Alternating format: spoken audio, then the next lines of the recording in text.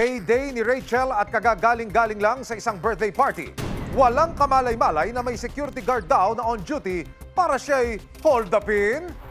Kunwaring bantay, yung pala'y bantay sa lakay. September 15, 2019, habang pauwi si Rachel at ang kanyang kaibigan mula sa isang birthday party, isang matinding panganib pala ang nag-aabang sa kanila. Pasado alas 12. Dito lang sa may Ampid, San Mateo, Rizal. Pauwi kami, kasama ko yung aking kaibigan. Hanggang sa dito, paliko sa amin. Doon na po nangyari yung hold up. Walang CCTV camera sa mismong lugar ng pinangyarihan kaya't hindi nakunan ang aktwal na krimen. Pero sa ibang kuha ng CCTV camera na nasa kabilang anggulo, makikita po kung sino ang nasa likod ng krimen. Narito po ang biktima, naglalakad kasama ang kanyang kaibigan. Makikitang siya po ay sinundan ng dalawang lalaki. Yung isa ho ay nakabuntot, yung isa na may nasa gilid. Kapansin-pansin din ang paglitaw ng tricycle na ito na mula po sa isang bahagi ng looban. Ayon sa investigasyon at ayon mismo sa biktima, ang tricycle na ito ang ginamit na getaway vehicle ng mga suspect. Galing pong trabaho, diretso po kami sa birthday ng kaibigan po namin. Pauwi kami mga around 12 po yun, or past 12. Paliko na kami dun sa may subdivision.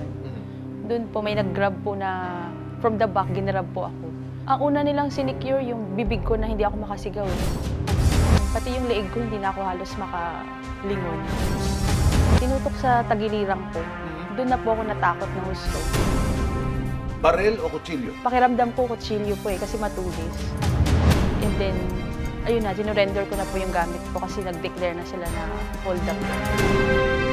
Yung buong bag ko po yun kinakuha nila. So yung laman po ng bag ko, since September 15 yon, buong sahod ko po nakuha nila.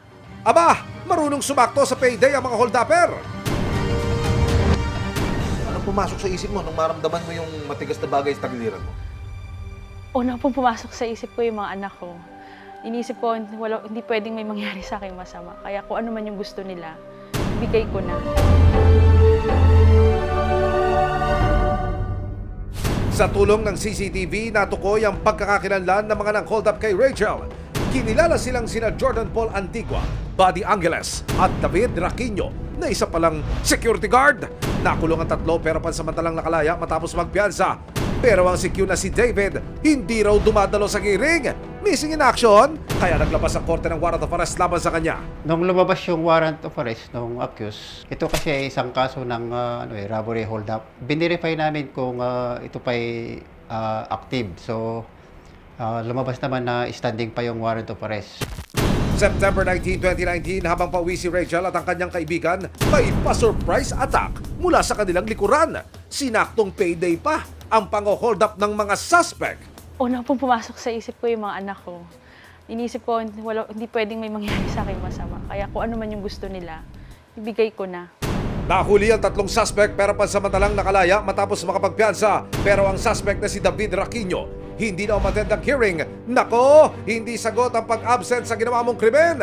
Si Rachel, desididong ituloy ang kaso. Andun pa rin yung takot, yung tao na yun talaga yung humawak sa akin ba, yung tumutok sa akin. Yun ang parang hindi nila makita agad, hindi nila na-trace. Nang lumabas ang warrant of arrest, agad namang umaksyon ng Philippine National Police, Criminal Investigation and Detection Group, Detection and Special Operations Unit o CIDG-DSOU.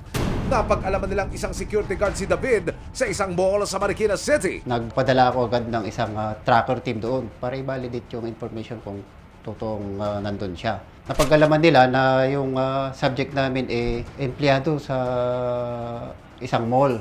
Siya ay pang night shift. So bumalik yung mga aming tracker team, kinagabihan na.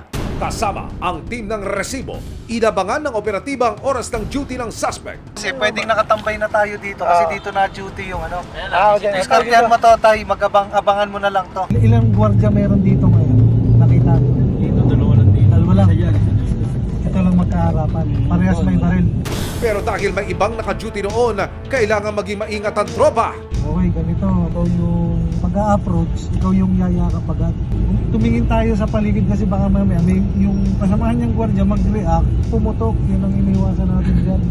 Pagpatak ng alas 7 ng gabi, may bagong dating na gwardiya sa perimeter. Ngayon, pumosisyon na tayo. Dapat meron nandyan sa kabila, meron din nandito. Agad na nila itong sinundan. Papalag pa kaya ang bantay sa lakay na gwardya? Pero sa paglapit ng operatiba, is that you sila sa suspect? Parang nag-iba kasi ang mukha ni David. Minanmanan yung yung ating subject dahil yung sa picture kasi na hawak namin medyo magkaiba eh. May information kami na yung kanyang larawan na pinopost kung sa social media. Kailangan ma-verify namin ng husto. So, gumawa ng paraan itong ating mga operatiba para malapitan.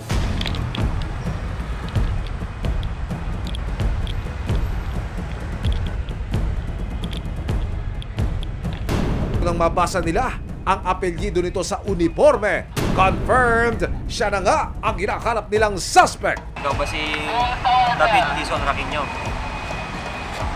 Ikaw ay inuhuli namin sa kasong robbery under Article 294 na may bail na 100,000. Ngayon, babasahan kita ng mga karapatan ha. Ikaw ay may karapatang manahimik o magsawalang ikaw. Lahat ng iyong sasabihin ay maaaring gamitin pabor o laban sa iyo sa anumang hukuman dito sa Pilipinas.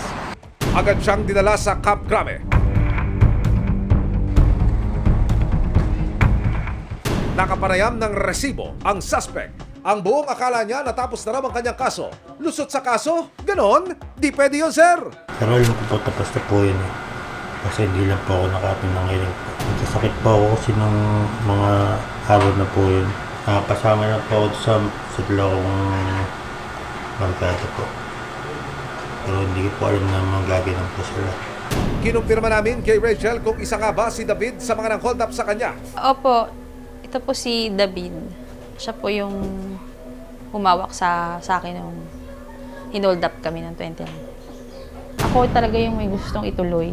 Takot lang din ako mangyari ulit eh. Lalo na po yung baka pakiramdam ko mauulit lang ulit. Kawawa naman po yung susunod nilang biktima. Kahit 4 na taon na ang lumipas, hindi pa rin nakalilimot ang batas sa mga taong may atraso, lalo na kung may resibo.